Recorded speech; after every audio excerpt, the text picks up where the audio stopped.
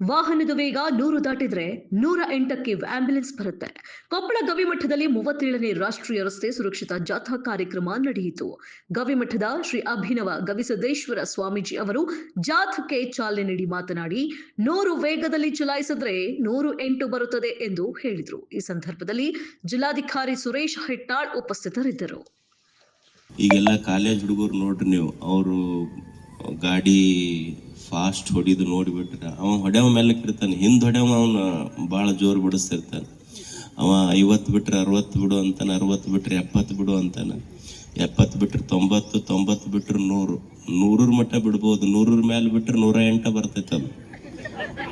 So ಅದಕ್ಕೆ ಇದು ಮಕ್ಕಳಿಗೆಲ್ಲ ಗೊತ್ತಿರಬೇಕು. ಇದು ರಸ್ತಾ ಸುರಕ್ಷೆ ಅಲ್ಲ, ನಮ್ಮ ಸುರಕ್ಷೆ. ಇದು ಬಹಳ ದೇವ್ರು ಇದೊಂದು ಆಯುಷ್ಯ ಕೊಟ್ಟಾನಲ್ಲ, ಇದನ್ನು ಹುಂಬು ಗುತ್ತಿಗೆ ಮೇಲೆ ಬಳಸೋದಿಲ್ಲ, ಬಹಳ ಜಾಣತನದಿಂದ ಬಳಸಬೇಕು.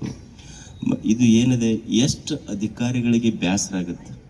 ಒಬ್ಬ ಮನುಷ್ಯ ಸರ್ಕಲ್ನಾಗ ನಿಂತು ನಾವು ನೋಡ್ತೀವಲ್ಲ, ಈ ಕಡೆ ನಿಂತ್ರೆ ಈ ಕಡೆ 10 ಮಂದಿ ಇದನ್ನ ನೋಡ್ಬೇಕು. ನನಗೆ ಭಾಳ ಆಶ್ಚರ್ಯ ಅನ್ಸಿದಂದ್ರೆ ರೈಲ್ವೆ ಗೇಟ್ ಹಾಕಲ್ಲಿ ಏನಿರ್ತಾವೆ ನೋಡಿ, ಅವು ಎಡಕ ಬಲಕ್ಕಿಲ್ಲ, ಓಸು ಎಲ್ಲವೂ ಕೂಡೇ ಹೋಗ್ತಾರೆ. ಯಾರು ಎಕಡೆ ಹೋಗ್ತಾರೆ ಅನ್ನೋದು ಗೊತ್ತಾಗೋದಿಲ್ಲ.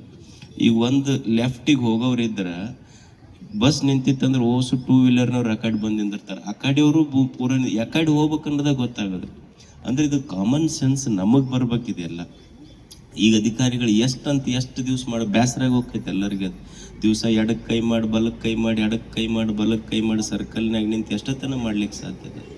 ಸಾಮಾನ್ಯರಲ್ಲಿ ನಮ್ಮಲ್ಲಿ ಪ್ರಜ್ಞೆ ಬರಬೇಕಿದೆ.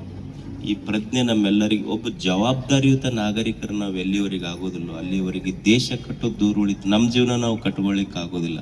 ಅದಕ್ಕಂಥ ಜವಾಬ್ದಾರಿ ಎಲ್ಲರಲ್ಲಿ ಬರಲಿ ಅನ್ನೋ